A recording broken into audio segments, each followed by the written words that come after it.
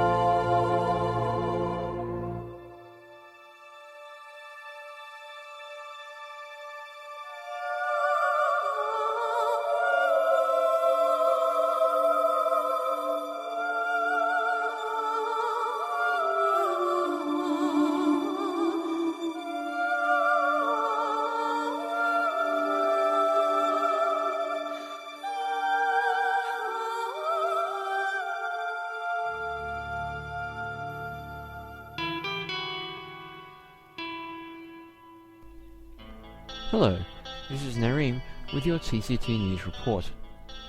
The long silence over the Christmas holidays and lack of news from the DRC about funding for the restoration effort was finally broken by this announcement. The cavern was to be closed yet again from April 4th, preventing all explorer access to the city of Denis. A representative of one of the DRC's financiers, the Turner Company's subsidiary, GameTap, stated on February 4th that the cavern was to be closed, citing that the decision, quote, was made for business reasons rather than due to any issues regarding the design and vision, end quote, of the DRC's plans for the cavern. No further excavations are likely to be made during this time, but explorers are still free to continue their own explorations in the cavern until the April closure. However, there is to be one last big event before this time, this one being a community-run event. The annual St. Patrick's Day Parade, headed up by community stalwart Supergram, will be taking place at 6 p.m. EDT on March the 14th.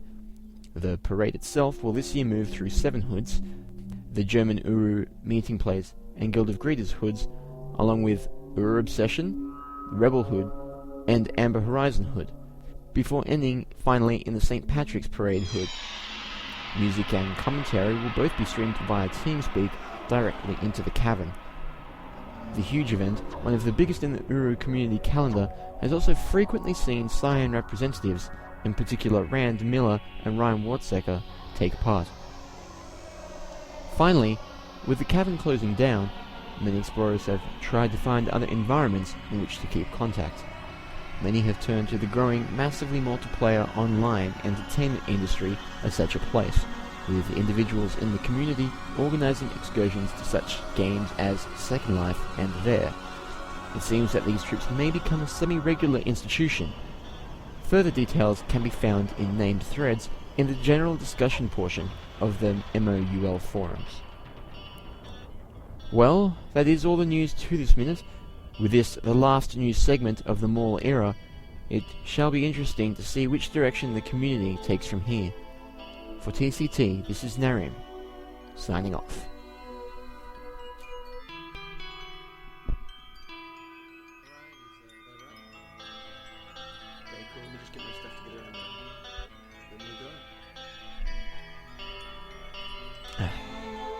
Great. Now I have to get out of the wonderful plush TCT offices and move into the tiny archiver offices permanently. I mean, half of those offices are taken up by the printing press, for crying out loud. Oh. Hey, here's that microphone I borrowed off Janathus ages ago and totally forgot to give back. Meh, I might as well keep it. He's probably forgotten all about it. I'm gonna miss this place.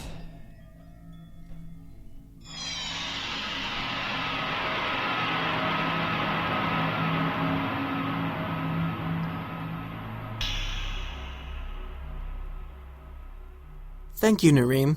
I'll have to mark that parade on my calendar. And now, a piece by our in-house musical composer, Jeff Wise.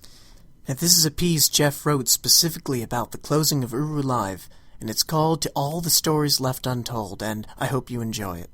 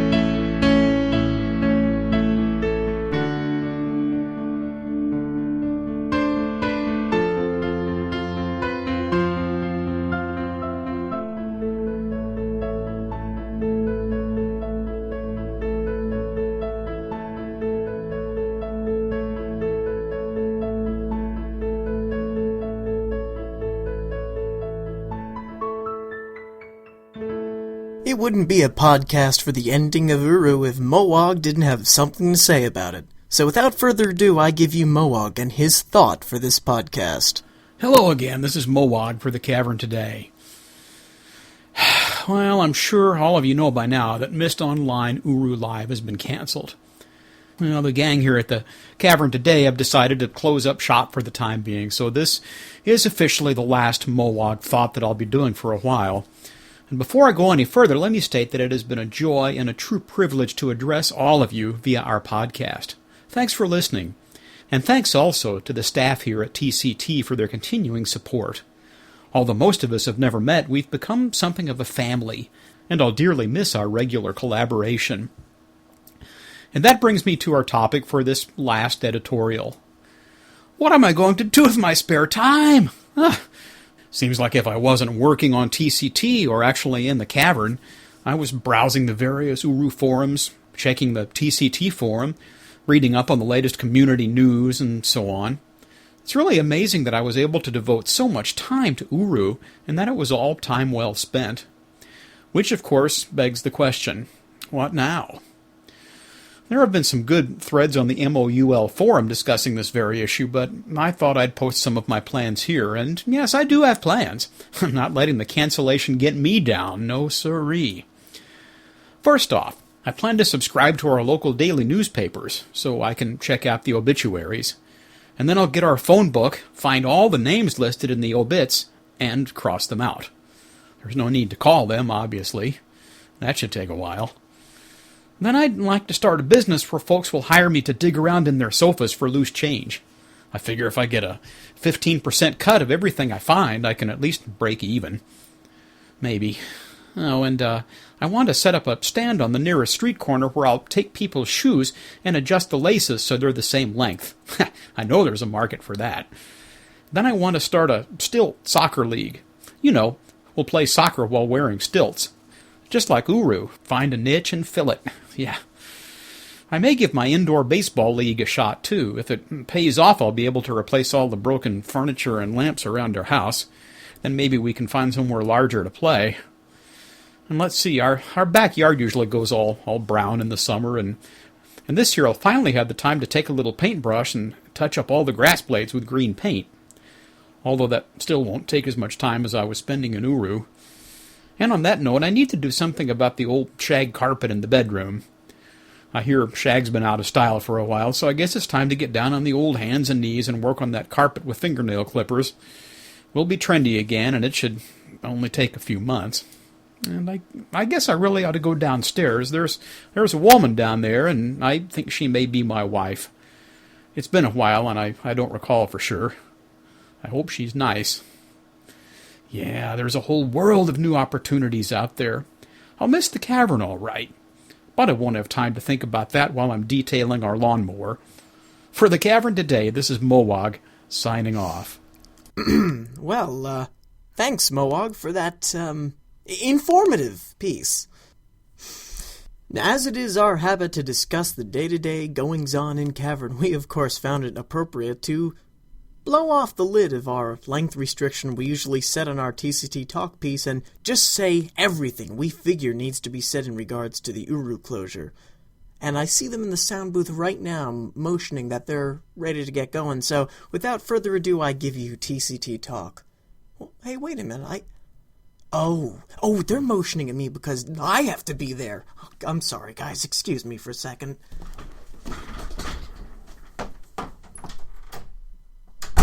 Welcome to another edition of TCT Talk, our roundtable chatterbox about the goings-on in Cavern. With us today, we have... Alhan, Janathus, Malrus, Moog, Wolfgang, and me, Sherry. So, what have we got this week? Let's talk about it. The first point is, let's talk about Uru without Yisha, and maybe Myst without Uru.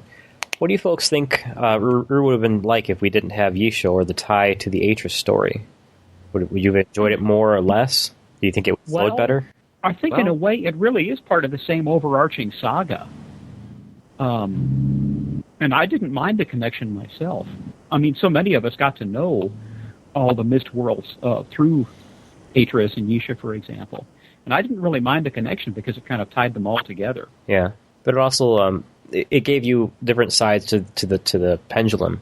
You had the DRC, the stoic, this is only a business kind of thing, and then we had the investor that came in during Myst Online with Kate, and we had the mystical Yisha. So we had different facets.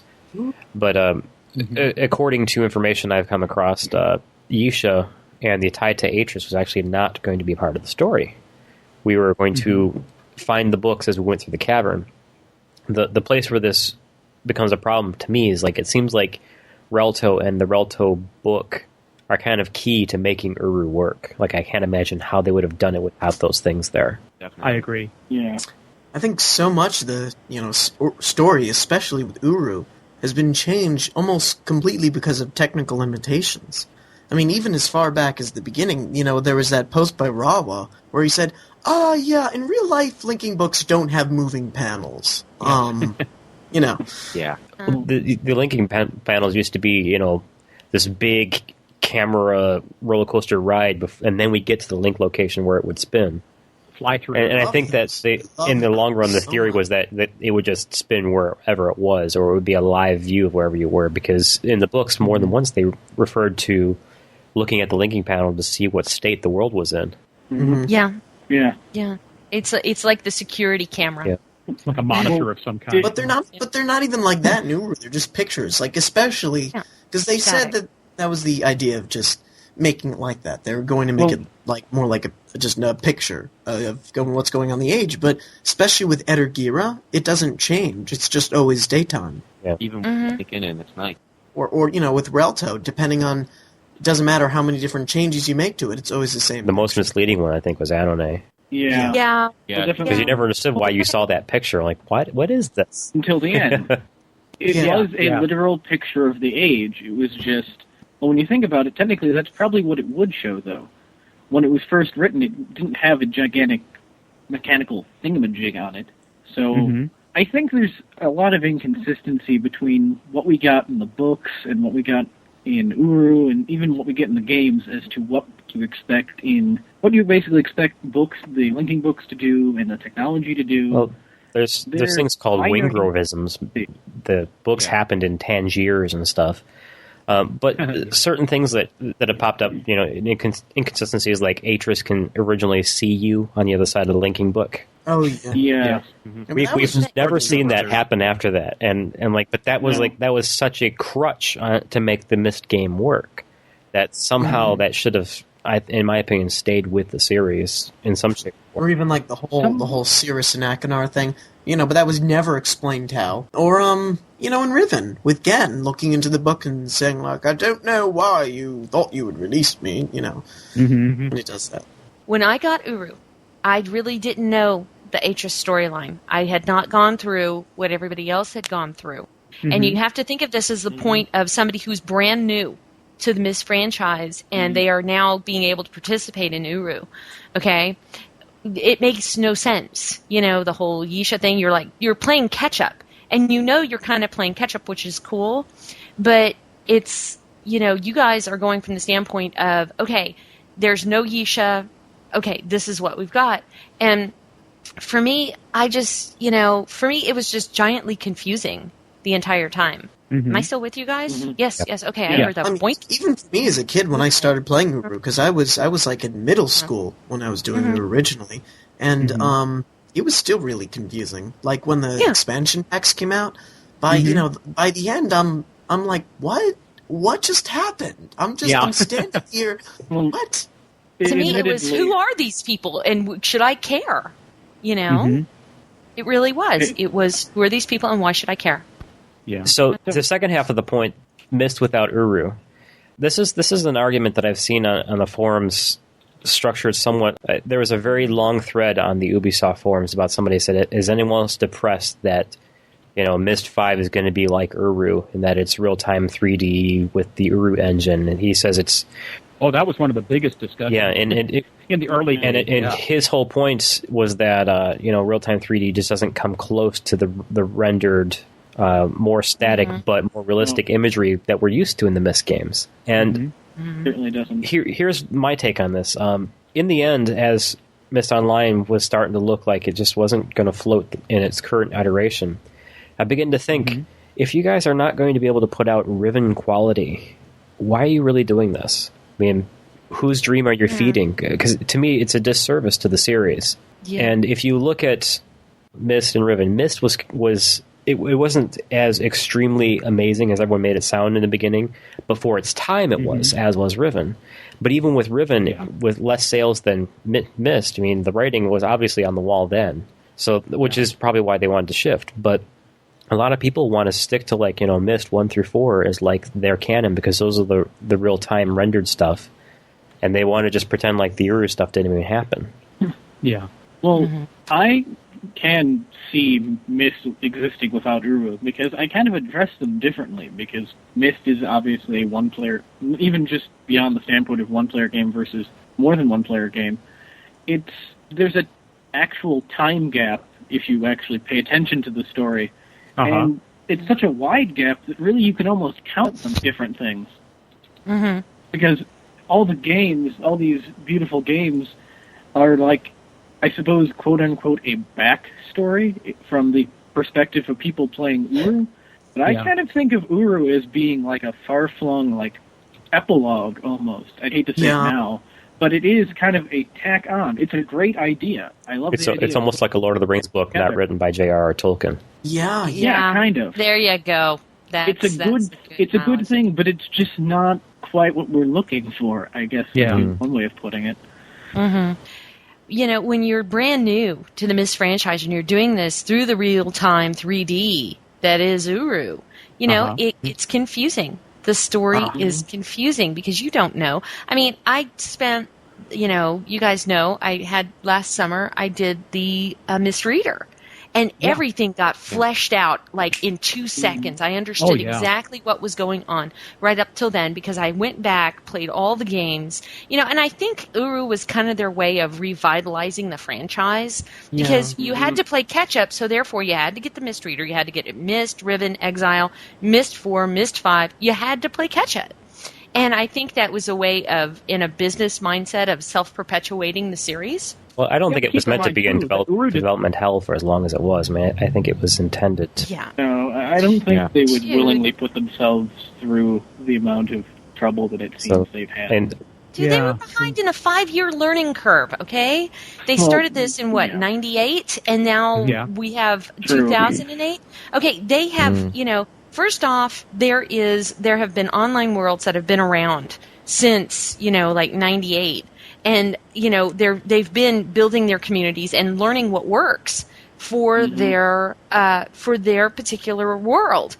The people up at Cyan didn't do that. They are not inside the learning curve, where some of us have been in all these online worlds and know what's going on and know how to handle things. Cyan is bumbling, going, how do we do this whole online world thing? Because they're used to a rendered static format like Myst, Riven, Exile, Myst 4, Myst 5. Well, not those things are really screwed up. No, it's kind of hard to say that, because I think they made a very deliberate decision to drop that concept in '97 after Riven, because you have to admit that once you've done something like Riven, where can you go? I mean, you want to move on and innovate and bring, something else entirely new, and to do the interactive, the real-time 3D that they wanted to do from day one, but couldn't because of the technology. Yeah, but look, I don't think it was. They had a lot of legacy ideas from the the pre-rendered worlds, the pre-rendered single-player stuff. I think they really did put all their eggs in the Uru basket. Yeah. But there's a saying for that. I have 2 points about that. What? First off, with the progression from Riven moving up to Uru, I'm not sure that what we ended up with Cyan's approach theory in Myst Online and Uru Live is what they meant to do originally. Like, I don't think... I think I agree. I'm almost sure. Like, I remember something being written somewhere about content that you could get, like you could... Kind of like Sam and Max, like you could get more by buying additional episodes. So instead of them having to like make this huge game and then you play through in like a week and then that's it, and they spent all these years making it, they could have an ongoing thing. I don't know if the MMO as it is today existed back then. The other thing is, that was exactly it. They were breaking the ceiling. They were breaking the ceiling with it. And you have to understand is that Uru's timeline back in 2004, they were going to be on the cutting edge. Mm-hmm. But with what happened with Ubi, it shoved them in a hole, and all these other online worlds were growing on an arc. Yeah, everyone wanted their Uru own was MMO. Not keeping pace with.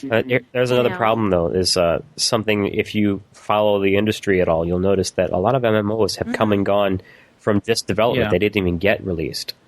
There's the Star Trek MMO. There's the Imperator MMO. Some of them released were badly done. The Myst Online, Star Wars Galaxies. I mean, these things, you have to really understand the industry, what gamers want, what's going to keep people interested to do an MMO. And I just think with the declining popularity of adventure games, I just don't think Myst Online was going to manage that. Yeah. And that's where they had to hit a sweeter point between content amount, delivery, and price points to really get your bang for your buck. Well, it's been posted on one of the forums, the opinion that perhaps it's the fact that there was no competition per se in MOUL. Mm-hmm. That was what I was afraid of when it first came out. I was like, I don't want to play Myst Deathmatch. If somebody solves the puzzle first, why do I want to go in there? At the same time, if you think about the shooter games, for example, where there is the competition all the time, it makes for infinite replayability. Yeah. Every session that you play is going to be different, and I think that's one of the things that disenchanted lots of new folks coming into Uru Live is that once the story elements had passed, well, there just wasn't much happened until the next month, and the implementation was not the best. Yeah, and again, I think that Cyan felt that as keenly as we did, and of course, probably more so because it was up to them to get it out there. Okay. Well, in all things, guys, though, I mean, we know that there is a formula to making an online world work. There is the community portion, there's the content portion, and, and you have to have content that is going to make people want to be there every day. You have to give it that crack cocaine factor is what I call it. You have to give it the crack cocaine factor where they can't live without it. Well, there's also the fact that somebody pointed out a while ago that online games, massive multiplayer online games, especially ones with subscriptions, one of the things a lot of developers don't understand is when it comes out, once it's in the hands of the subscribers, it no longer belongs to the developer. It belongs to their subscribers. Yes. As soon as the subscribers en masse decide they don't like something, they'll go someplace else. So you need to keep your subscribers happy. So how about content that actually makes sense? Because, I mean, as I mentioned... there would be a coherency problem if that's what I'm going for. Yeah. Some of the content was a little scatterbrained. Yeah, and when they reworked the stuff that they redelivered, it's like... Don't get me started on that, because you guys but don't it would be like what I have to say. But it's... all sorts of plot holes that they just covered up by using use as an excuse. But the whole thing, though, is like... They had an established progression of how things worked in the expansion in the first place, and they must have reworked it to try to make it newer for the online people. But I'm just like, but then you never filled in the gaps. Yeah, exactly. Yeah. And that's where some journals would have fit in so well, because it would have, definitely. We need to brought us up to date with the story other than the forums. We've beaten the journal's note to a bitter pulp already. Yeah. Afraid we have. I mean, they had journals extensively in Myst 5, which was pretty good. Yeah. I mean, I began to understand a little bit more why Isha was so weird. That's one of the reasons I enjoyed Myst 5 so much, is it gave us such a comprehensive look at Isha and her motivation. Yes. Myst 5 is what actually explained what Uru is. You couldn't have understood anything about Isha without actually playing Myst 5, which ironically came after Uru. So. But in the timeline, supposedly came in the middle of Uru somehow. Yeah, exactly. The Great Shaft is never explained. And it was Dr. Watson's quest to return the tablet, etc. Yeah. You guys are missing one crucial element, which is the people. You're missing you are you. You are missing that. And the simple fact that, okay, fine. They could have fleshed out the rest of the storyline so people could understand what they were taking part in. But eventually, through the guilds, through all this, it would have still been about the people. And that is what it had completely got missed. You had people doing the party on the roof, comedy night, the book club, Dunny games, garden club, lodge. You had St. all Pat's of Parade. these things. St. Pat's Parade. Yeah. You had all of these things going on, and it had nothing to do with the storyline. It was about who you were and how you lived in Cavern. Well, that's one of the things I think that they missed out on. I think they should have gone That more is, of a they sandbox. missed that completely. Yeah. Totally. That is just gone. And that is the shame. That is the crack cocaine right there. That's it. Right there was the people. And Until you know what? was We the- can Golden Age, absolutely beat the storyline into the ground. The simple fact of the matter is the people were missing. Anyway, Yeah. but go on. Yeah. That's No, I mean, I'm gonna totally. agree I with mean, you the totally. the golden age. See, the of people Uru- were there, but they weren't part of the story. No, they were not. We were they just weren't. watching They were a just play, spectators. basically. Right. Yeah. Even when they tried to bring people in, you'd only get one or two. You'd still have this huge mass of spectators. There was no way that people. And the price you had to pay if you wanted to be part of the story. Yeah. Yeah. I'm And But the I- thing you bring up, Sherry, though, is the community thought of so many things to do, and to me, that's kind of the things. That's the untapped element that Cyan could have really flushed out, is built up those Yes. possibilities.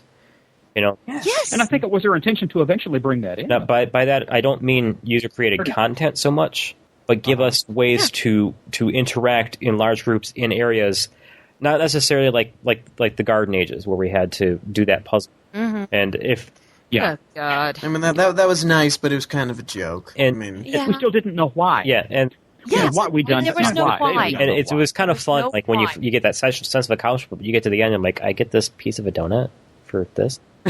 Yeah. I was expecting But- a oh, Yeesh. I did this puzzle, and all I got was this lousy rock. Very good. Very good. I like that. No, but guys, the one thing that cheesed me off to Kingdom Come, and I'm just going to say it, hell with it. I don't care whose feelings I hurt. When I went back and I made the Dunny games, everybody knows that the Dunny games came from my brain. Anybody else says different, then they are out of their freaking tree, because I was the lady who invented it.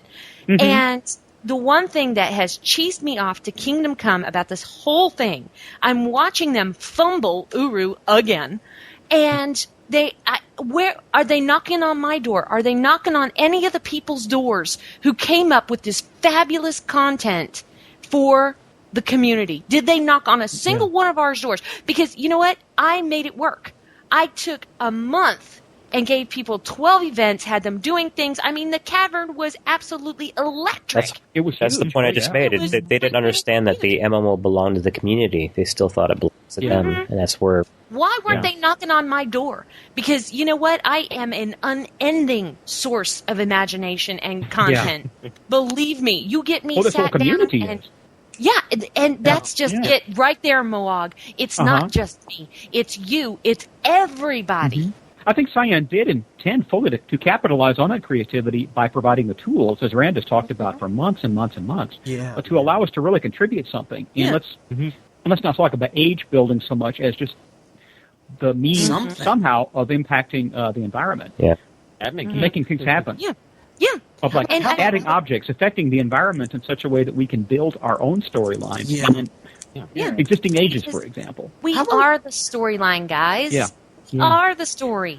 So you know what? I just Well, I think the feel frustrating that part was that we had to act out that story on the same sets every time, and there was no way that we could modify the sets to fit our storyline.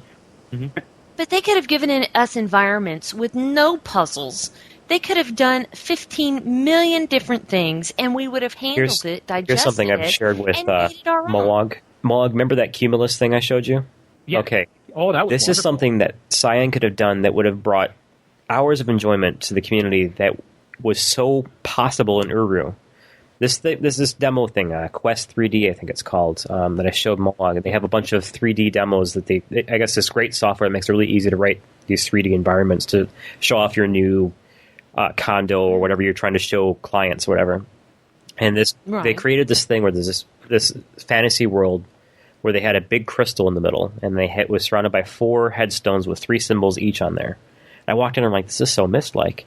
And you touch one of the symbols on the stone, and then something happens, like the sun moves in the sky, or the clouds form up, the winds start blowing, the rain start coming down. I'm like, kind of like in Myst 5. Look at this real-time 3D environment that I can change at will. That's the strength of real-time 3D. This is the kind of stuff that Uru needed. Yeah, you change the time of day. In fact, right now, I want you to give me that. But guys, if you've got somebody at the helm that doesn't want to listen to that kind of idea, how far are you going to get it? Or if you want to provide something like that, but make it multiplayer as well, I think you really, really compound the issue, and it becomes a different animal entirely. Well, the pressure, I think, everybody's got to see the environmental changes just like the Garden Ages had like a timing effect, which to me is so anti-Myst, because Riven is something that you sit down and you take your time, you take in the environments. It's all about the experience, and then you get into Myst Online and Uru, and you've got like jumping puzzles and press this and no longer than 2 seconds before the next one hits theirs, or it's not going to work. And like, that's not the way it should be. The whole and the forums were just live with criticisms of the whole focus on Myst was how simple the interface was and how they brought in. And that's one reason they backed away from that in Myst 5. I think. Yeah, so that was actually a bit of a criticism for Myst 4 too, which I liked, but other people didn't like that. All I have to say is I hate the pollen. Let's just talk about the big gap of silence. Let's just give that a little bit of airtime. I went to WoW. I said, okay, fine. You're not going to tell me anything. You're not going to do anything. Okay, fine. I'm going to go to WoW. I think a lot of people did that. I think a lot of us were just, okay, well, you don't seem to value the fact that we're paying a subscription fee, so I'll find other ways to kill my time. Well, I think what made it kind of difficult for some of us is we remember the last time that there was a big gap of silence. Yeah. And I remember that. Mm-hmm. Yeah. And we thought, surely they can't close it because, it's GameTap, and GameTap is huge, and this is the real thing now, finally. Yeah, and they're negotiating, and my thought was that Cyan was kind of, now that they had a year of this and they saw just what it would take to do what they wanted to do, they were kind of driving a hard bargain with GameTap. It turned out, as I've mentioned and posted before, that there were much bigger factors at work. And what if the whole time was just them negotiating? Like GameTap says, well, we can't give you this much that we've been giving you before, but we can give you this much. And Cyan says, well, we can't work with that. We need about at least this much. And maybe there was some of that going on there. Maybe there was some bargaining. Yeah, the problem with silence is we don't know what's filled in that silence. It probably could be a lot of that. They didn't supply us with any type of information. And any time that you stop communicating, organizational paralysis is going to start happening, and everybody is going to start pooping bricks, and then before you know it, it's all over but the singing and the dancing. So, it's a very strange visual there. Sorry. Perfect for what we need. I just think that it was any time in any organization, there's got to be constant communication. If you have a client, trust me, I know this all too well with my business. When you have a client, it has to be constant communication. And that is with any, if you have a customer who is subscribing to your service, if it is whatever, who cares? You have to be constantly communicating with them. And if you don't communicate with them and tell them what's going on, you know what? They're going to find another product to buy. And it's They're going to find another and I agree. something. It's not like you're developing a blockbuster movie where it's going to be coming out in a couple of years, and your customer is going to come back at that time, and you'll be able to, get all the money that you expect from it. We're expected to pay the whole time, and meanwhile not get any content, which that good faith is only going to go so far. Yeah. Well, I think part of the problem. I think part of the problem here was that they had to keep the customers because that's the only way that things are going to happen at all. And if they made any kind of comment saying that, well, we're negotiating, that would be fine. But after a few months, people would start to say that wears thin. That wears thin after a couple of weeks, Moag. Forget it. And then the thing was, if they were to come out and say, well, if they were to tell us the truth that there's a cash crunch on the part of GameTap themselves, Turner's having difficulties, for example. It's affecting GameTap, it's affecting us, and things are looking kind of iffy. Everybody would have dropped it like a bad habit, and they wouldn't have had that fan base they needed to keep it going in the first place, which was insufficient anyway. So they had to keep us all on because without us, it wouldn't have worked anyway. And I that's don't. exactly it, though, Moog. They're leaning on the community way too hard to make their product fly. That's what I was And saying. the story may be about us, but we've got to have a product to believe in, and they're not supplying us with the product. Yeah. I mean, well, we the difficulty, would be fooling ourselves if we think they did. Yeah. Well, see, for example, we folks here in the States and probably Canada had the rest of GameTap to keep us occupied during the silences, but all the Europeans and the other, they not got completely screwed. supported companies, all they had was MOUL, and it was difficult for them because they were paying for Uru and not getting it, and a lot of folks dropped, and I sympathized with them. That all comes back to the It was ownership. a very difficult situation. It's just like Sherry said. She started this project. TCT was started. The community made all these efforts. Cyan instead kind of ignored those things and said, here's our structured plan for what you community people should be doing. And, not surprisingly, the liaisons fell on their back because it was just like people weren't really interested in that kind of stuff. And then the guild things, as soon as we started talking about election stuff, about, oh God, it's like, just make that, that go away. Yeah. But it's they're trying to own all the facets that the community wanted to use instead of harness the facets the communities are going to be doing. And that's the problem. Is it just, like I said, the MMO belongs to the community once you release it to the community. And if you don't follow what the community does, then you're going to lie flat on your back because they're going to go elsewhere. I think the only way that they've ever actually recognized that is by legitimizing the Guild of Greeters.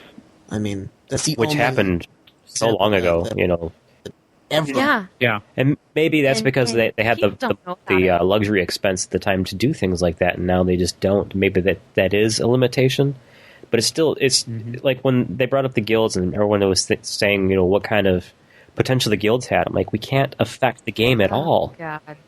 Yeah. So we can't write. That was one of the most frustrating aspects. Yeah. So how is this going to be helpful? Yeah, exactly. The most frustrating thing was, they kept telling us, these guilds, the users, the community is going to be able to participate, but it's like, it didn't do anything. It was just, it was like for show. I think they had that in mind, but it never got to that point. It was like they were paying us lip service, but never meant it. Exactly. Well, no, I think they set that all up in anticipation of being able to do it, but it just never got to that point. Like I said, it may have been simply just a logistical thing that they didn't get as far as they wanted to. Lofty dreams, pie in the sky, but when the chips hit the table, they just didn't have enough. Brass taxes, we got screwed again. Yeah. I actually sort of wanted to just make a point of the gap itself, because it was almost analogous. I have this friend whose company was really hit hard by this mortgage crisis. Yes. And they had no idea whether they were actually going to be able to stay together or not. And he kept telling me, no news is really not good news. Yeah. And it just, weeks and weeks and weeks, and it turned into months of just nothing. They had no idea what was Then we got a piece of news on the forums with, there's going to be news from a GameTap employee. I can't give you anything more specific, but there's news coming very soon. And then we saw that everybody was dancing up. Then we saw the story so far page looking really good, and then we get the announcement that Mule is ending, and then we're like, where did that come from? Yeah, we're like, things are starting to look kind of good, and maybe because we're so used to being surprised, because Until Uru led us into Demala, which led us into Myst Online Uru Live, so we kept thinking the worst and kept getting so much better that we were just. And the one time when we have hope, and then we were thinking, the Cyan Rand said something to a paper where they were looking into hosting Uru themselves. Yeah, no, that was after the. And then we're like, yay! At least something's going to live on. And then we had a statement by Grey Dragon. Those are hopes and dreams. It's not plans. And so that kind of leveled us right back out to where we were when we were crushed by the ending. Well, you know what? I would much rather have Grey Dragon come in and say that, and be pleasantly surprised. There's no other expression. Never surprise your boss. Yeah. And it was, and I'm grateful Grey Dragon did that, because that got everybody back into check, which is this is the reality of it. Yeah, right? Well, I mean, you get over it, you move on. My own thoughts on the ending. It's kind of funny that I could kind of see it coming, I'm not exactly the type of person to get my hopes up. Yeah. Even when everyone else does. I don't know if I'm a realist or just depressing. Yeah. But I don't know anymore. But that's besides the point. But it's just like I'm sad to see this go because I just joined in how many months ago? Only the beginning of this year, really, helping out with this. Yeah. I think I'm more disappointed in the fact that stuff like the Cavern Today is ending. More or less, sort of, and the Cavern Today and so many other fan activities. Yeah, the community. Yeah. The community itself is collapsing, but I don't actually see the reason for it to. Like, I see that we're losing Uru, but we're not necessarily losing what got us into. You know what's really funny is I see so many community outreaches for Uru all over the place. They're in Guild Wars. They're in World of Warcraft. You can find them on Steam. I mean, all over the place. The Uru community has remained bound, but not necessarily to the game that originally created the synergy in the first place. Yeah, the game was our rallying point, but there's so much more to that. I'm in the meeting place. That's my neighborhood, the meeting place. Uh-huh. And we have a saying, wherever the TMP banner flies, you've got family you can rely on. And it's all based on the Myst universe. So if, there's, like Janatha said, there's World of Warcraft, there's Guild Wars, there's Second Life there. I mean, there are 15 million worlds that all of these Uruites are scattered across. Mm-hmm. Yeah. And it's amazing to see people gravitate toward us. And, like over in World of Warcraft where I am, I never thought there would be a day I would say, oh, hi, I'm Sherry and I'm a Night Elf Druid. But it's truth. It's truth now. It's truth now. I never thought I would be able to say that I'm a level 70 Night Elf Druid. I'm so proud of that. Just the other day. Congrats. Yes! Thank you. Anyway. Already? So exciting. Oh, I'm a shape-shifting druid. Yes, I'm already. Yeah, I eat video games. It's bad. And that's what the sad Back part to that of it is. Eating. It causes gas, I hear. Here's the deal, though. Uru and Myst were games that I didn't just eat through. They weren't just a week-long thing and then you toss it out. It wasn't that. It had the cohesion. It had the crack cocaine factor of, I want to know what my family's doing. I want to see what's going on. I want to be there when we do X, Y, and Z activity. And that is why, as soon as the storyline started getting shady and everything with Kate was going on, I said, oh, God, here we go again. And then the Exodus happened, the episode Exodus happened. I was like, oh, here we go again. And it was inevitable. Because, they didn't cash in, and we're going back to that point again, they didn't cash in on community. And, the community's a cash cow. You give us the right stuff, and we're going to be able to make an origami out of it, basically. Cha-ching. So, cha-ching. Exactly. And We need that sound effect. Yeah. And, Pamela. simply, for them to, for this to end this way, it's just, burn me once, shame on you. Burn me twice, shame on me. And so, I'm done as far as, the game goes. As far as the family goes, that's forever. Yeah. So I agree. Same here. It's almost ironic Same to here. race it like that because of that track that you have, Burn You Up, Burn You Down, that was in the Uru Prime, remember? Peter I have Gabriel. it. I have it. I love Peter Gabriel. Work out to it. You carry on. I don't think he sounded so much like Michael Jackson, though. Talk karaoke. The whole thing is that, a lot of people don't understand is that the cavern lives in your heart. Yeah. It is not about the video game you play. It is about the family relationships. It's about the bonds you have. And in that case, the ending will never be written because it is about family, and family is forever. They can close the game. Fine. I don't care. Go ahead, The same thing that draws us together as friends is the same thing that drew us to the cavern. Yeah. You take away the cavern, and the friendships are still there. Exactly. Well, I made the point before that I came to the cavern because of the community. I'd played the single-player Uru, and I had shelved it. And then I started getting involved in the forums and gradually being drawn into this community, which drew me back into the cavern. Because to me, the Unchained Cavern, as it was until Uru, had no appeal. But the community is what made it, enjoyable to be a part of.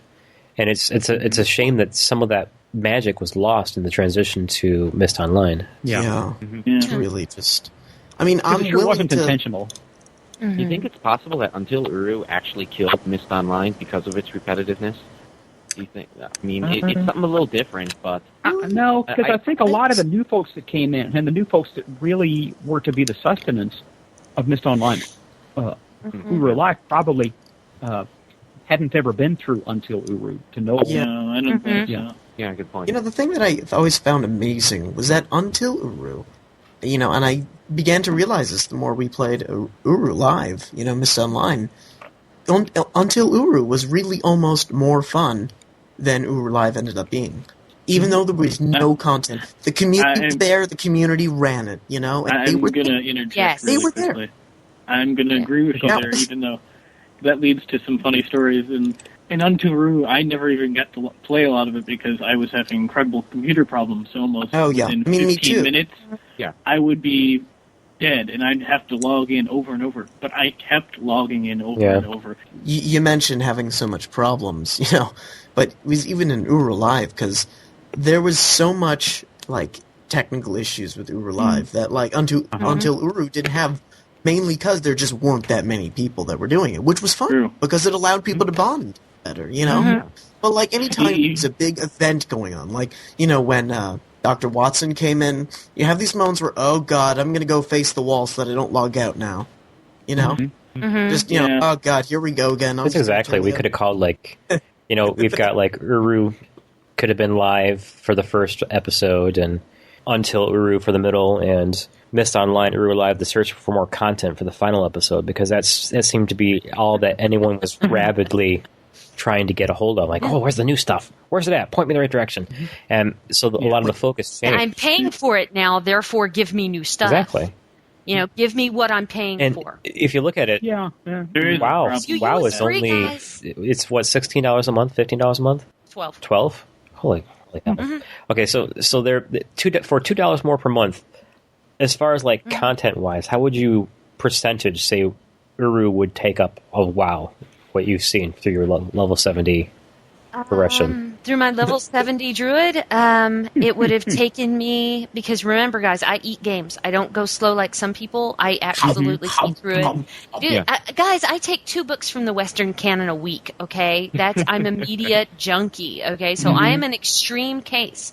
But for everything that was in Uru, if you would to put it into WoW, it would take me literally a week to do. Yeah. That's it. The entire thing, Jalak, everything included. And that would take me a week. You know, for me, the crack cocaine guys that I would have really, really dug in Myst Online would have been to go and do the wall.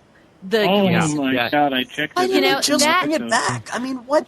What's the problem? I mean, they were turning it on in Until Uru. It couldn't have been that hard for live. Yeah, Exactly. but Yeah. the whole It's thing great. was It's that, the you know, best part of Until Uru. I loved it. in Until yeah, Uru. and that was the crack cocaine. Because we all were there were people pushing buttons, we had to work together, but it was so much fun. I mean, that Garrison wall was the crack cocaine. And that would have kept me coming back day after day after day going, who's climbing? You know, I would have been like screaming in my neighbors list going, going climbing in Garrison. And then look in your nexus. Just run. Unlike garden you know? activity, you actually have some continuous positive feedback that would have been made. Yeah, but you had a little bit of competition mixed in. You had some puzzles. You had a little bit of everything. And that's really what, you know, like going through WoW, what I noticed is that everything is how do you work out the logic to kill that monster? You know, I apply my Uru logic, which is, okay, you go do this, you know, and if you do a 2-for-1 white sale, you kill the minion first, then you kill the caster. It's real simple, real easy, you know, and these things are just basic Uru logic. I mean, Uru was not built for dummies. For God's sake, we have you know, there's not a single person in the community that has an IQ below 130. Come on. You know, it was like, come on, please don't treat us like we're stupid. We don't need Kate Alexander. What is that? That's drama. You know what? Uruites are not drama makers. We are problem solvers. So don't give us drama because we don't want to I think what we like you know? more It's just exploration and story. So we would have hold on to this one environment, get it all built up. Like one of the places I mentioned, like the Baron's office, where you've got stuff to look at. You've got musical music playing to tell you that there's more to this environment than just that table. And open up an environment and bam, let us spend time with that instead of, in Exodus, if we didn't get through the age in time, we didn't get to experience what happened at the end. Yeah. And that was which was really too bad. That was a really bad miss shot, because some people were thinking, well, I'm taking my time, I'm going to space it out, and then they missed out because they couldn't be a part of it. But you guys all bring up really great points. We are analytical people mostly, And I made a joke about this before, but in all seriousness, I think most of us are more interested in dramaturgy than in drama. Well, reading into stuff more. Yeah. Mm-hmm. Oh, yeah. Yeah. Oh, yeah. Oh, heavens, yes. We're readers. And if I can comment on what you were saying about the wall, one of the things that was so cool about that was partly because it was a competitive environment, and that was fun because we could play with and against our fellow explorers. The other thing was it would have been different every time, so it was fresh every time, and the replayability was there. Bingo. And even interested so much in the competition just as it was a fun thing to do. Just get with the buddy, hey, let's go do that. It's fun. And it was different every time you played it. Yeah. Yes. Oh. Yes. And that's what we missed in the rest of the stuff. Yeah. I mean, it's not like the Garden Age is the only similar thing I can think of, and that was stupid. Or maybe Aohik, but that gets old after a while, Yeah. Mm-hmm. I mean, I never understood Jalak. I never got the point. What? That was just completely lost on me. I hated that. I enjoyed playing with it, I'll say that. Yeah, I mean, you fun flip for the about buttons and you 20 click the little minutes, switches. Yeah. I got bored after 2 minutes, seriously. I was in there, I was like, oh, this is pretty, and then after 2 minutes I'm like, we did a piece of art. I like playing with mechanical things. Yeah, one of the things that impressed me most about Jalak was somebody built, it looked sort of like a castle, but what they'd done was they had raised all of the pillars up to just the right heights and formations, and then dropped the little wedgie parts on there so that when you would drop a ball onto the top center pillar, it would hit a wedge, fall off, hit another wedge. It made kind of a big kinetic sculpture out of it. Yeah. And I thought, gee, that's the cleverest thing.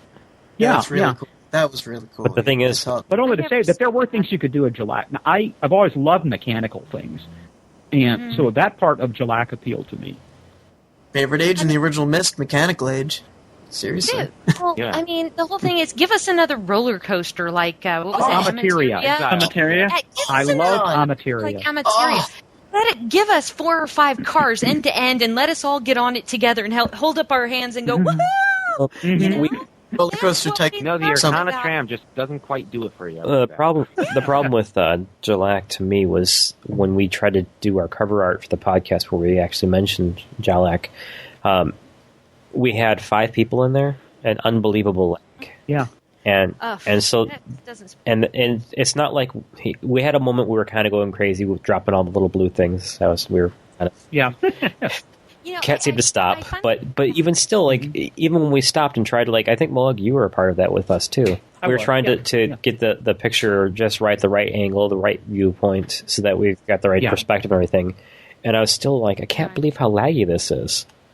And that was nearer to the end of Myst Online. So if they had done any efficiency coding, it would have happened by then. Yeah. So their technical skills were obviously very outreached as far as this project was going. You mentioned the roller coaster things. I remember when I was playing the expansion pack, Path of the Shell.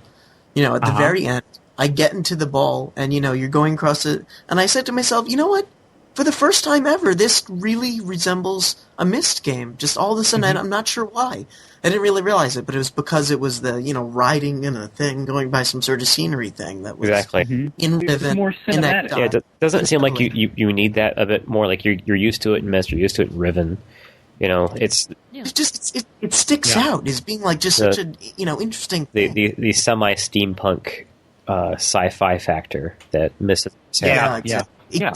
Exactly. So and I mean, for me, it was just what? There was not enough activity. There weren't enough things that we wanted to go, oh, I want to go do that again. And it's exactly what Moog said. It's the repeatability. Because once you solve an age, I'm sorry, if I solve Minkata, oh, God. Minkata. And I find the more you do it with people, the worse the buggier it gets, too. Yeah, the music doesn't stop playing. You know what? I have a whole thing. You shuffle the letters in Uru and it spells lag. And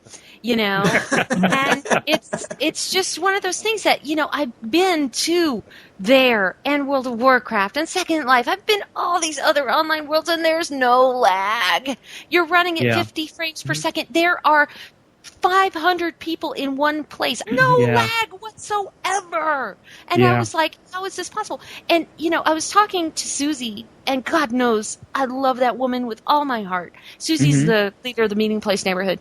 And Susie said, God, if we could get the guys from Cyan over here for 5 minutes to really understand what is possible. What is possible? Take them to there. Take them to Second Life. Let them experience what a real MMO is. And then put them back into their seats and go, okay, now you've seen it, now do it. Yeah. And do it Do that. in style. Do that. Yeah. Well, because that works. I think we're going in circles here, I think. Oh, sorry. They're circle. Yeah, because we can't stay off the point, and then I understand because we're all a little passionate about it. But let's lay this to rest. Any final words for the ending of Uru? Any short? Yes, I am going with a screwdriver. I'm going with a screwdriver. Actually, I'm going with a power drill. I'm going to go to Garrison, and I'm going to steal the control panel for the Garrison wall and the chair. I'm going to have it in my office here, and I am fight me to for take away a souvenir. Well, there's two of them. I'm Barry, taking you'll have to fight me for it, and I have a foil. No. We all have our own ages. We can steal what we want out of our own ages. Oh, no, I don't believe in instant ages. Therefore, they're not real. I'm going to steal the real one. I want the original. So you're going to have to fight me. Oh boy! I'm just taking with me a key photo of the final view of Anhone when you finally figure out what everything has come together. And even though I had seen it in like still pictures and stuff already, it still did not compare when I finally walked out on that balcony and saw the waterfall, the globes. That was fantastic. Yeah, that was a nice additive, having the balcony actually getting outside. Yeah. It's a true Myst moment where even if the most Myst in all of Uru, in my opinion. Yeah, well, especially when you first play it, and when you first get out there, you're sitting like, wow, this wasn't what I was expecting. Yeah, that was exactly what I felt the first time when I played it. I'm sure that reveal is part of the plan, of course. And that's what made it beautiful. It's the most Myst element in the whole thing, probably. I don't disagree. It was certainly the most like Riven because there were aspects all through that entire world that interconnected in very intricate ways. And you had to get all the pieces put in just the right ways and just the right... I enjoyed Anhone a lot, to tell you the truth. It was hard. I enjoyed the theory behind it. Felt right. Yes, and I appreciated getting the story. Well, and Myst Online Uru Live, did they tie it to Kadish at all? No. So I appreciated the whole story parts in CC wasn't actually... It was covered in there where she mentioned it, and they added the extra link in the vaults, but it's never explained, which, the thin story. Yeah. Okay, So... Yeah. It's just that they would make a mess and then try to cover it. You know what it reminds me of? And not into that. We want a solution. There was a comedian who called up to the front desk of a hotel she went to, and she said, "There's no shampoo." And the porter came up and handed her a bunch of bottles of lotion. And she's like, "Do you realize that no matter how much lotion you give me, there's still no shampoo?" Yeah. You realize no matter how much content you give me, there's still no story. And that's exactly it, guys. I mean, they fumbled the ball. Let's just say it. Let's just say what it is. They fumbled the ball. And you can blame it on Turner. You can blame it on Cyan. It does not matter. It got fumbled. And you know what?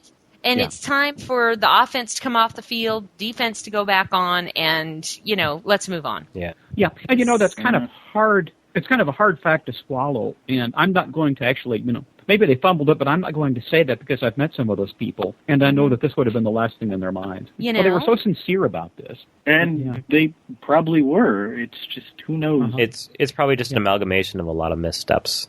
Is probably what ends up being. Many small errors become one very large one. And they've like we've had unplanned positive outcomes to our expectations. Maybe they've had unplanned positive outcomes to their random, well, let's try this. And the fans like that. Let's try this. And maybe it's just a bad decision after bad decision, culminating in where we ended up. Yeah. And, it would be nice to know more about it. Yeah. We never will, but it would be very interesting to hear this. I wouldn't be surprised if we actually ended up hearing about it, but if we did end up hearing about it, it would be after the fact, and there's no more Uru to speak of at all. It'll be a long time off because we never got the story behind the scenes of the original closure, for that matter. It's the Kennedy Files. And what I don't like is that we're not going to have once Myst Online and Relive is gone, you can't get to Mankata. You can't have all the content that you've had with this game. It's gone. Yeah. And then there's no CC version of Myst Online. Yeah. And you know what, Janethus, I don't want one. You know what? All of my family and friends that I was with when I did all this stuff are just a phone call or an email away. So I don't need that because you know what? That's just painful. That is smacking myself over the head again with something that I don't need to be doing. But I still think that, and the side of your control, as time goes on, I still think I would be nostalgic. Like I go back and I play old games that barely run on Windows anymore, and. As true as that is, Sherry, I still hope that they have some sort of Until Uru kind of thing. Because you know what? I've realized over the years, Uru was more fun when it was Until Uru and there was no content, because the community, it was just this community-based thing, It's just a bunch of friends logging on, meeting each other, and that if that's the best way to work, then, you might as well keep it that way. Yeah, and I'm going to say here, Until Uru was fun because it was seen as a stopgap until the real thing came along. Exactly. And now that the real thing has been here and is going away, and if something like UU came along again, it wouldn't be a stopgap. It would just be it, and who knows how long that would last. Well, but the other thing is, I think there'd be a fatalistic air behind it that would just kind of be. If you call it Until Uru, I don't think you could dip into that well of good intentions That's twice. A lie. And second off, it'd be a lie. I don't know if it would have the appeal it had. Can't call it Until Uru anymore because there is it's not until anything. But, definitely, though, I would be happy if it was just that. Because, that was the most fun I had in a video game experience ever in my life. Just meeting up with these people and just, listening to music in, a Bevan or one of these things. It was just, it was fine the way it was. And I was okay with no new content. I really was. And I think I would enjoy that. What if there had never been Moonel? What if we'd never had Live? What if Until Uru had simply kept on going? Would it have eventually trickled off to nothing? The big switch from Until Uru to Damala, of course, like any change in any episodes we've experienced, always the change got a lot of people involved, and then it always trickled off. Maybe if they had been more judicious and given us things at a better pace like that, maybe it would have lasted longer and done better. But I really honestly think that UU was the golden age of Uru. It Absolutely. was the golden age. And, I don't think we would have said that back then. Yeah. No, because all we wouldn't have. But after the fact, Yeah. In retrospect, it really, really was, because it was the community. It was what we had talked about a million times before, that it was the community that was running the game. It was all about the community, and it had the cohesion. It had the crack cocaine factor of, I want to go in. And so, you know what? Looking back on it, if Cyan or anybody would have participated in UU, they would have understood what Uru really needed. And you know what? If something happens to a CEO when they get that high up, it's just when you get that high up, the oxygen gets cut off from your brain.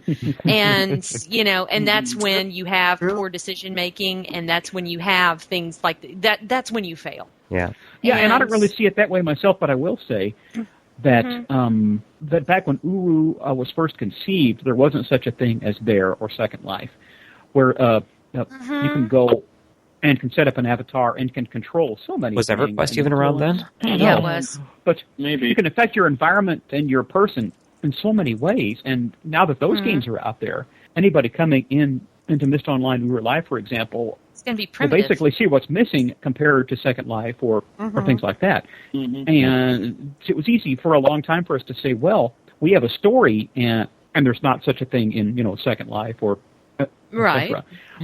Unfortunately, that story kind of trickled out and went away.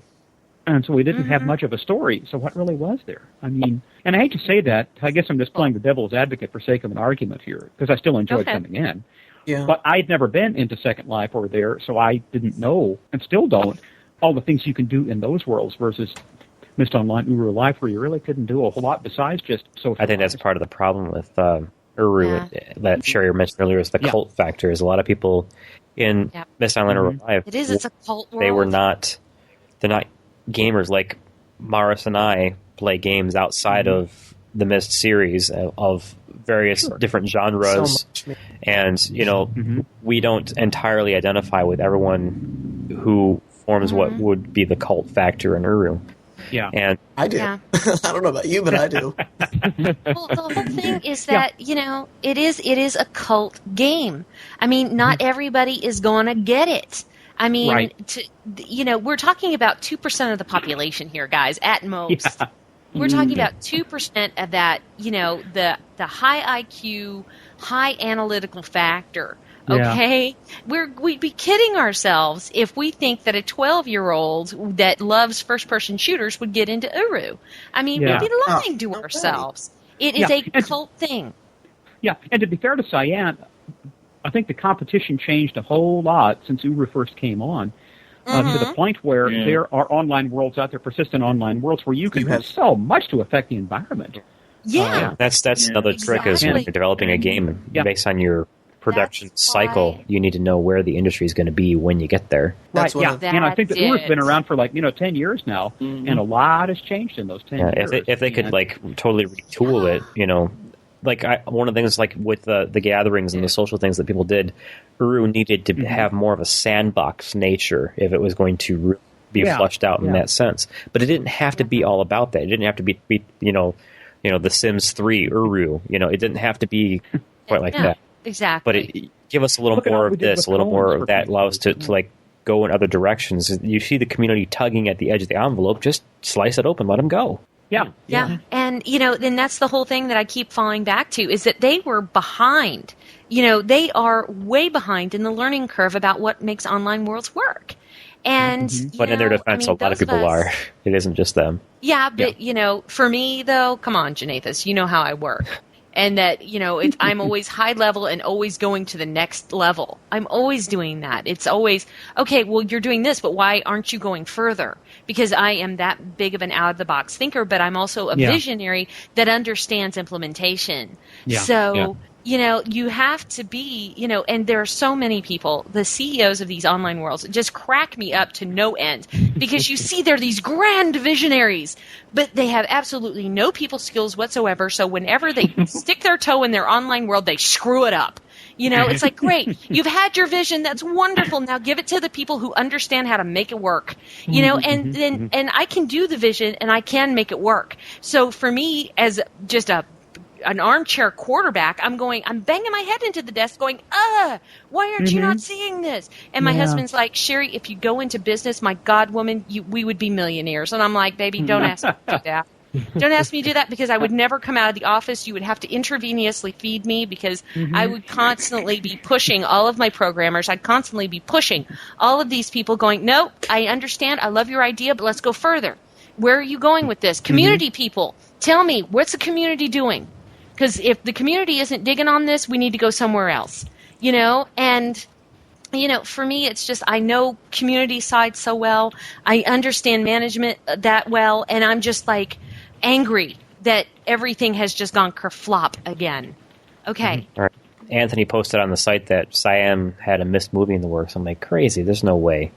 And then we had official announcements. And I'm like, no way. It's not possible. And you look at the site, and there's actually a statement from Rand Miller defining Cyan's involvement. And I have a... Where? I haven't heard about this. Mystmovie.com. Oh, I'm looking. Mystmovie.com. Yeah, Mystmovie.com. And in there, I understand where it stands, I think. And it's essentially they've got together a script, I think, based on the Book of Atris, unless I'm... Typically said, but I guess the implications are that they're leaving that. Yeah. Okay. So the Book of Atris, and they've got some kind of pre-production stuff together. So now they need to get a studio involved, and I guess this is the kind of stuff how movies get made. Is this stuff is done, and then it's shopped around to studios. This is totally going to be the kind of thing that just ends up being in production hell for like years. Well, it has been. I can see it the already. TV show was already the one that I was going to say that came up a long time ago. And the problem with that was the creative control that Cyan couldn't keep with it, and they've already had enough problems with their continuity, and that it's probably one of those like I just discovered lately, and this is slightly off topic, that like the Bourne Identity movie is so unlike the book. I can't believe they named the same thing. And like I just imagine that's probably what sci-fi was going to do to it. It's going to be so different. Like, why even call it Myst? I mean, what was this? Remember the Myst comic books? Yeah, and they got the names back. They were so far off base that Cyan said no. Well, I just remember the names were backwards, and they didn't want to fix even that. Yeah, that was annoying. In any case, it looks like it's been in the works for a while, and it's from some real fans. It's again the community doing their best to give Cyan their best. Wasn't Myst 4 itself like an almost completely fan-made game? Well, it's completely from Ubisoft. Yeah. Myst 3 came from Presto, and Presto closed up shop after that, but it was licensed through Ubisoft to Presto from Cyan, probably as a revenue generator to keep Uru in development. Similarly, that's probably why Myst 4 came about, which again speaks of the flaws of what was going on there. Yeah. But I remember hearing in an interview somewhere though that like somebody said this is one of the greatest things about this is that it's being developed completely by fans, like real fans of the work, and I was like, Ubisoft, really? Well, the people who made the game, I followed the forums before the game came out, and and this is Myst 4 I refer to, and most of the development staff, their favorite game was Riven. Like, okay, we can't go too wrong there. But then we saw some of the insidious puzzles they came up with. I thought, well. You can tell they were inspired by Riven, at least in that case. Well, in a lot of cases, though, with Myst, though, it's you figure it out, and then you just kind of like, okay, this is a solution, and you just click it in. There wasn't like coordination and timing involved, and that's the weakness that a lot of these companies keep going forward. Like, we'll make it harder for you to do manual dexterity-wise, and therefore it'll be harder and last you longer. Well, I don't know if that's the case so much as they had done every other kind of puzzle. If you had to come up with new original puzzles to pull people into the story, what could you do? And I think puzzle-wise, they tried thinking outside the box. Yeah. But some of them were so difficult to solve. I remember they were sure you needed the dream thing, having to get that all synced. A lot of people threw in the towel right there. They couldn't manage it. I never got that far. Yeah. It's just I had to come up with a plan, and then I got it done. Yeah. But it does kind of go on forever. It was a little annoying. Yeah, because you couldn't like not touch them. Try not to be spoilery. You could try really hard. Yeah. So anyway, it looks like it looks like a positive note in the Myst history. I don't know if it's going to get us any. But if they need support, they definitely have enough people to support them. Yeah. We are prone to supporting our and the site was kind of teasing everyone forever, and it's had that Pachalal effect. If you're not familiar, Pachalal was a guy or a site conglomeration of explorers that had this ongoing puzzle stuff. It kept the community interested, but everyone kept kind of thinking there was something more to it, or it was official, or he had some official content, or whatever. But it just, it's Myst. The journey is the reward. And so this site also did something similar with like the pictures, and people were putting the pictures together, and it looked like a surprisingly high definition render of take what you know of Agura, the city, and just magnify that 50, 60 times, spread it out, give it a nice little distance blur effect, put the lake way out in front of you, give a nice ambient orange glow, make everything you can think of done to it. It's just amazingly large scale. It gives you a concept of what the cavern really would be like fully rendered. Yeah, yeah. And that's they were teasing us little snippets that people were putting that together. Just to see that this is actually what went somewhere is actually quite impressive. It's very interesting, actually. So if you saw the site when there was just the pictures and that's all you've seen, then you haven't seen the site lately. It's worth checking out. There's some stuff to dig through. What's real impressive about the site, though, is it's not so much that the site is, we're doing this movie, why don't you support us? It's we've been working on this movie for a long time, and here you can see it evolving up until 2008. We go live. We've sent something into Cyan. They said, this is cool. Go for it. Yeah. Mm-hmm. you can really see how this is shaping, and it seems much more legit even than the sci-fi attempts for the mini. Well, if you recall, we did the advertisement for the Book of Ages movie project that some fans were undergoing, and I guess they hadn't gotten through Cyan Legal before we did that promo for them, and they got it kicked back and said, "Sorry, we have the rights signed away to someone, and even if you do it for free, non-profit, it's still not gonna. We can't allow you to." And you're like, well, what does Cyan know that they're not telling us? And ta-da! This is it. This is what they. Yeah. 2 years later, we finally find out. Yeah. So it's nice to see that we were robbed of that for a reason. Hopefully that comes to fruition. I make no promises whether it will or won't, but it looks more positive than. I'd sure like to see it. I mean, if after all this time the site was still just giving out little snippets of that picture, I'm like, yeah, probably not going anywhere. It's just a little fun pastime. That's all that is. Are we done, guys? Yeah, I think that's it. I think the ending. The ending hasn't been written, but it's being strung. The ending has been penciled. It's being implied forcefully. Yeah. All right. Yeah. So, for the Cavern today, this has been Alhan, Janathus, Morris, Mowag, Wolfgang, and Sherry, and we're signing off. Well, that was a lot of fun. Hey, I don't know if you guys can remember when I walked in there late. Well, you couldn't see their faces, but let me tell you, they were mad at me. Thankfully, my paycheck is already $0.00, so I don't have to worry about Janathus deciding to deduct from my pay. Speaking of Janathus, he swore he'd get a certain musical piece of Mowag's into this podcast eventually, and lo and behold, he finally did. It's called Great Central. Now, you may notice that there are several performers in this piece, so let me introduce them to you in order of appearance. Mowag, Mowag, Mowag, and then Mowag on vocals. Yep, this is all Mowag. He wrote the piece a couple years ago, but I think you'll find it fits very nicely with the theme of this podcast. Enjoy.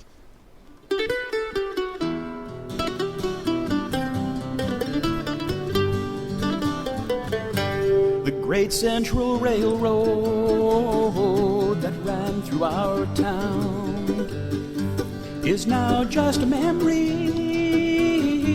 The station's torn down. There's grass between the ties and rust on the rails. The governor's talking about bicycle trails. How well I remember when I was a kid, lying awake as I usually did, to listen at night for the rhythmic sound as the Great Central rounded that curve into town.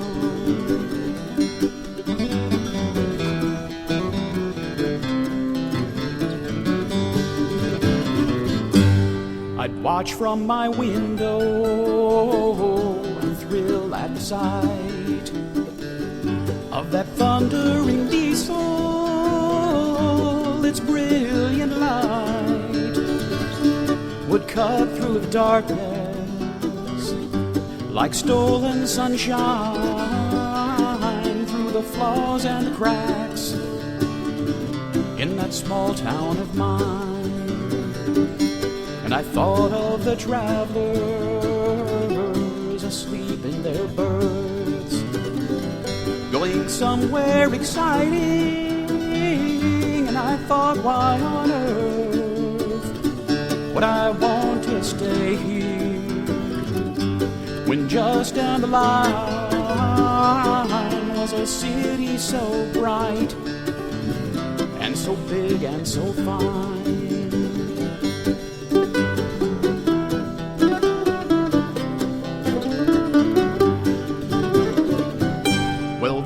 Quickly passed, I got tired of the grind. Now I live in that city just down the line. And yes, it's exciting, It's big and it's bright, and it's worked its way up to 4 murders a night. Now I look at my window to see jets going by, and I dream of the places they go when they fly, and I just have to laugh, 'cause that's what got me here, so far from the memories that I now hold so dear.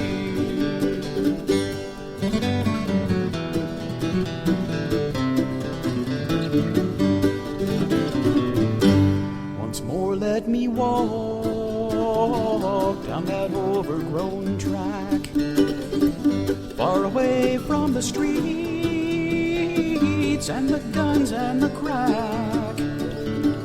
'Cause I'm just like that train, the good times couldn't last, 'cause the great Central's gone, it belongs to the past.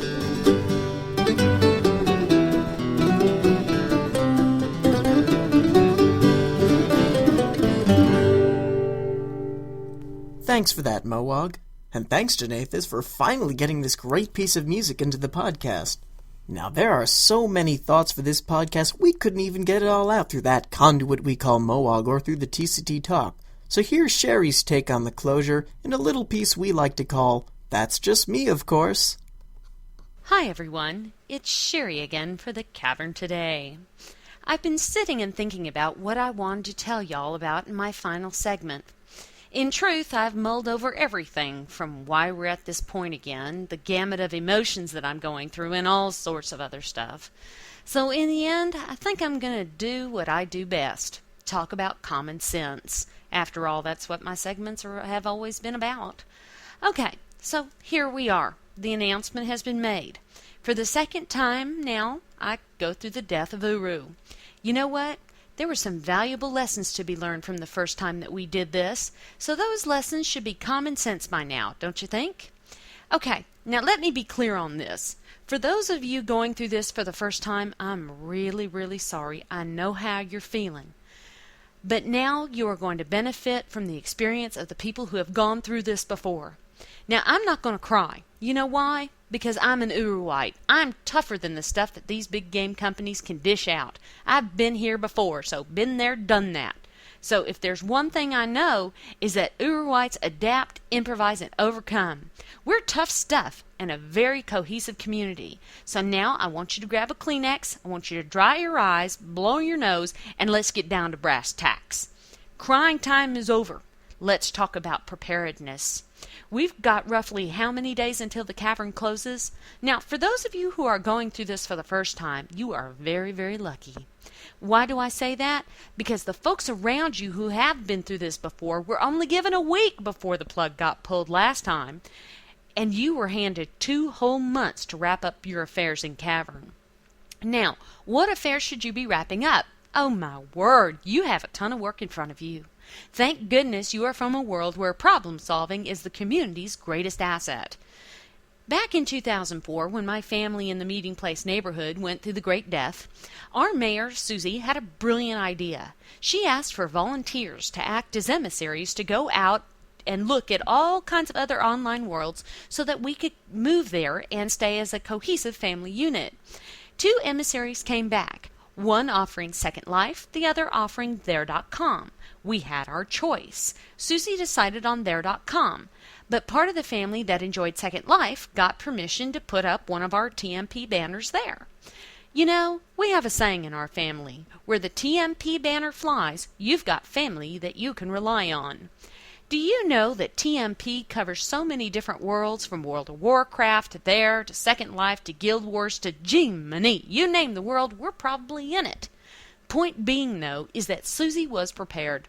She knew that she needed to keep us together and keep that communication network strong, so that while we were going through the tremendous pain and loss of the cavern, we still had each other to rely on. Now, my suggestion to you is this. How are you going to get prepared? It's important. The friends and family that you have made in Cavern, I mean, those people are important. Think about it. Uru was not a world built for dummies. So when you go out into all those other online worlds, you have got to have people that you know and that you can depend on and that you trust. You go out into one of those other online worlds alone, and gosh knows what you're going to get yourself into. I mean, how many people in these other online worlds share our community ethics?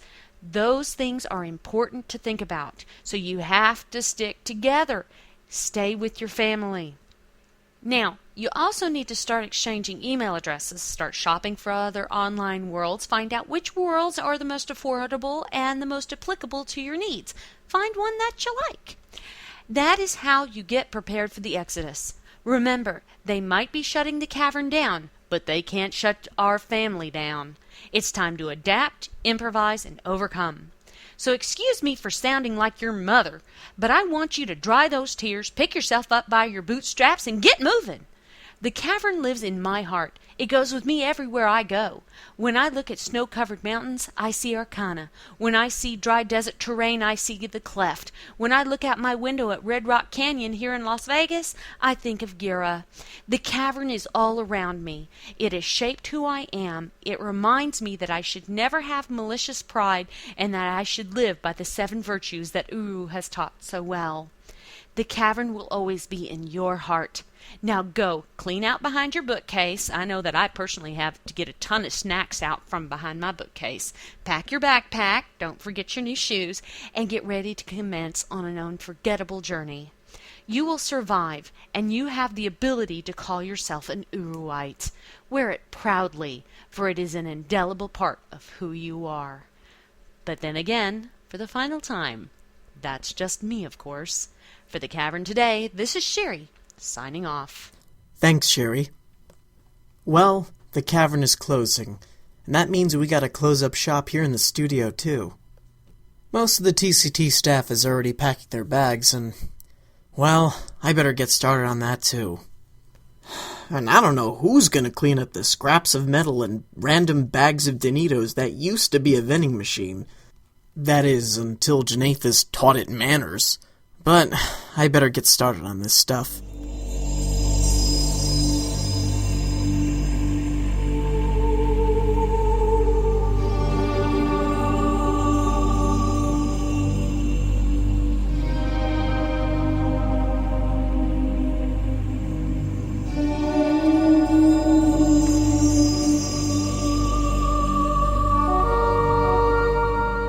Man, I just can't believe this. I just got here and I already gotta clean out my desk? Hey, sometimes it just works out like that.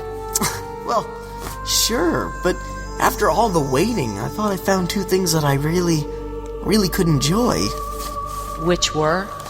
Well, I mean, I always liked Cyan's Myst games since I was a kid. And so when I heard about this cavern opening up, I mean, that was just something I had to do, you know? And being here in TCT, I get to experience that, and I get to hang around with a bunch of really talented people, doing one of my favorite things, messing around with sound. But, of course, one cast and, well, now the curtains close. Well, this is one actor who's gonna take his last bow before the curtains fall on his face. Hey, anybody seen my DS? You mean this thing? Aha! Yep, that's it. Thanks. I'll need this for the ride home. Well, I think that's everything.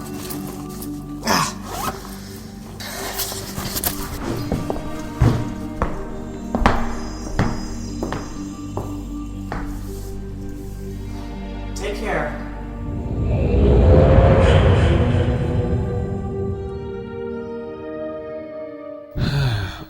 Do they even realize how hard it was to get the grand piano down here? A little help? Sure gonna miss this place. Makes you wonder if the city itself will miss us when we're gone. I mean, the place must have been so lonely before we all showed up.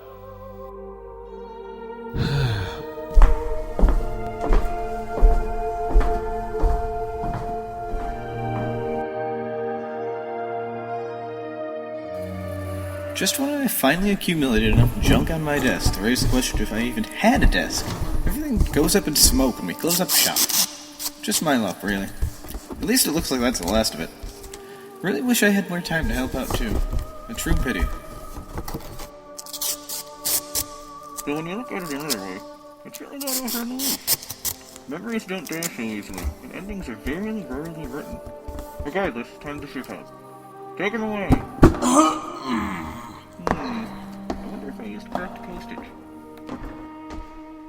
Oh, you know what? This is bull. I've only been here for a year, and I'm already having to clean out my desk. I'm not ready to go yet. Hey, Janathus, have you seen my backpack? No, sorry, Sherry. Great. Just freaking wonderful. It was brand new not a year ago. Now I can't find it. Well, hell, there's my can of Denisin X. Hell of a lot of good it's gonna do me now. You know, I'm not ready to go yet. I'm not ready to tell the cavern goodbye.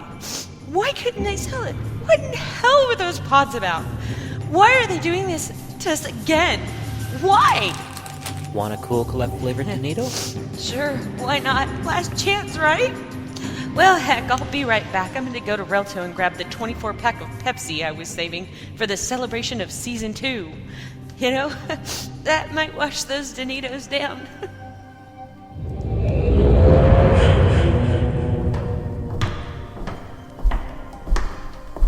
Hey, where'd all the stuff go?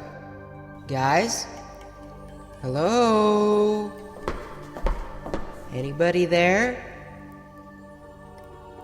Well, they left without me. Figures. I stay behind to catch all the news I can, and they don't even bother to wait. Yeesh. Well, at least the Barrow didn't leave without me. Great. Just great. Figures that this happens a month after I hear the bad news from the Corellian Department of State. Got a call from the Corellian government? Why? Stupid Jedi blew up Centerpoint Station on me, which happened not only to have my backup recording studio, but I left my key there last week. Now I can't hack into those private DRC emails. Wait, you're still here? Yep. You did not hear that. Damn, why did I really want to use the archival presses for printing all our website code? Why do you have a website in the first place? I don't think many explorers carry a laptop here. Oh well, whatever. Say, Moag, have you seen my big plush Barrow around here? You mean that big thing that stood here over a year ago? I think Janathus used that to make the office less echo-ish. No!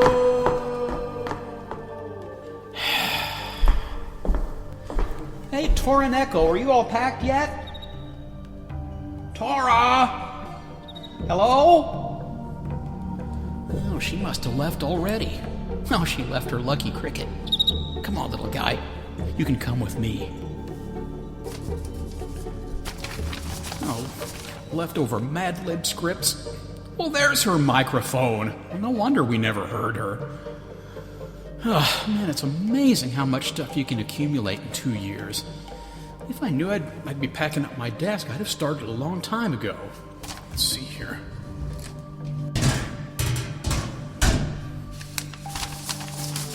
Let's see. What's this? Oh, man, I didn't know I still had this. It's our script for Journey of the Called, Episode 1. Well, it sure got better after this one. So, it is to be war between you and me, Tyon. I'm gonna miss old Curel. Oh well, the script is a keeper. And let's see. Oh, here's my Moag Thoughts folder. Oh, there's a lot of stuff in here.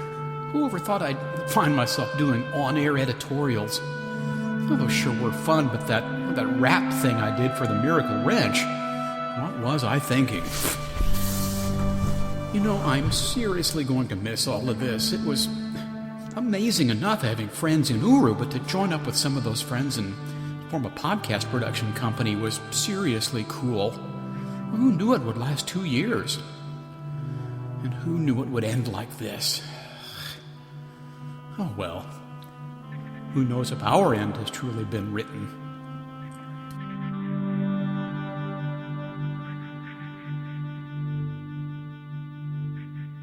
Hey everyone. Well, I'm here in the city where some people can be seen getting ready to head up to the surface, and I'm gonna go up through the Great Shaft also. I mean, sure, I could just link to the cleft, but then I'd be cheating myself out of a great journey. Luckily, I have my laptop and microphone with me so that I can bring Podcast 32 to a close. The Cavern Today has been a labor of love for many involved, and there are many involved in Podcast 32. The following list is just regarding this podcast. All these people and so many more have done so much for our podcast and have our thanks for their continued support. But for Podcast 32, our thanks go out to Alhan for his contribution to TCT Talk and the farewell piece, Anthony for his contributions to managing the site and forums, Bert for participating in the farewell piece, Dalkin Starbine for his contribution to the farewell piece, Janathus for coordinating and assembling Podcast 32, for his contribution to TCT Talk and for scripting, Jeff Wise for his musical composition to All the Stories Left Untold, and for his contribution to the farewell piece, Miles for his continual art contributions to the podcast, the website, and the forum setup, Moog for his Moog Thought, the great central music piece, his contribution to the TCT Talk, and his contribution to the farewell piece, Nareem for writing the news and attempting to join the TCT Talk piece, as did Dalkin, but unfortunately we had some technical issues. Confounded technology! Anyway, we'd also like to thank Sherry for her contributions to TCT Talk and the farewell piece, and for her That's Just Me, of course segment, Steve Crocs for his continued contribution to our website's hosting, Torin Echo for all of her Mad Libs and for her contribution to the farewell piece, Wolfgang D for his contributions to TCT Talk and for his contribution to the farewell piece. Oh, and me, Marus, for being in TCT Talk, for assembling and contributing to the farewell piece, and for being your host for Podcast 32. Around the world and across the ages, until we meet again, this is The Cavern Today, signing off.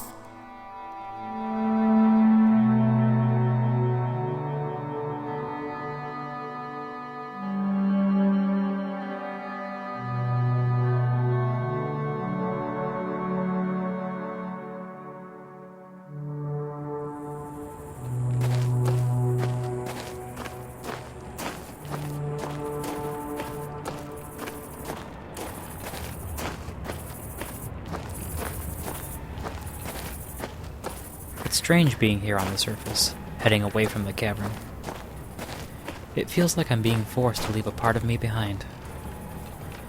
I don't think I could stay, even if I wanted to. It's somehow fitting that my life is a little less whole without the cavern. Wait. The imager's on in the cleft.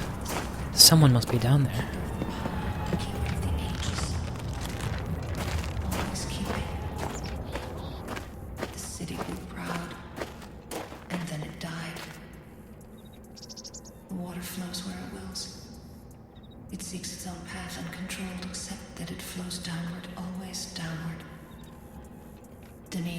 The city of ages, of other worlds died.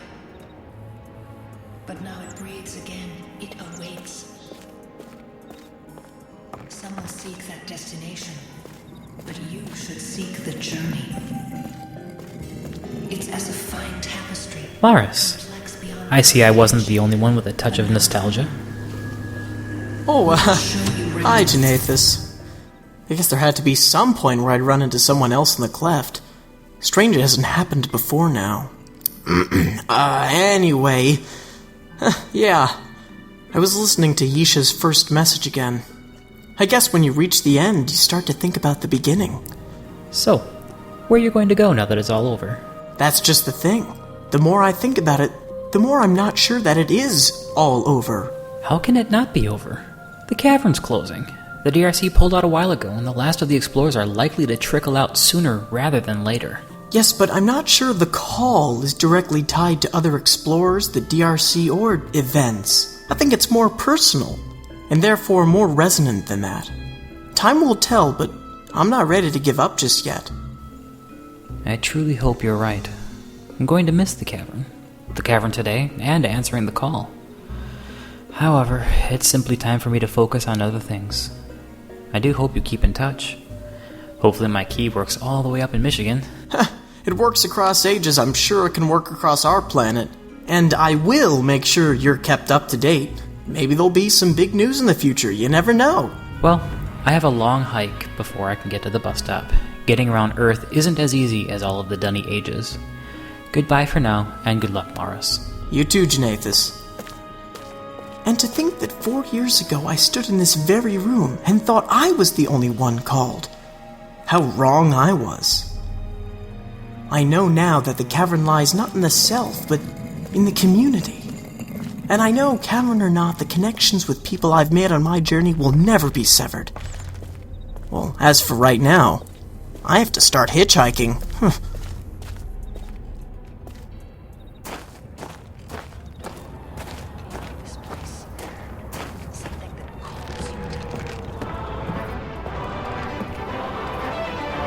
Hey, what's that? Beneath the surface beyond Uru lies an unending journey. More books, new ages, new journeys to places beyond dreams. Denis lives, growing, breathing, alive again. It pulses with a new community of those who now work to restore what once was. Denis calls. You only need to answer.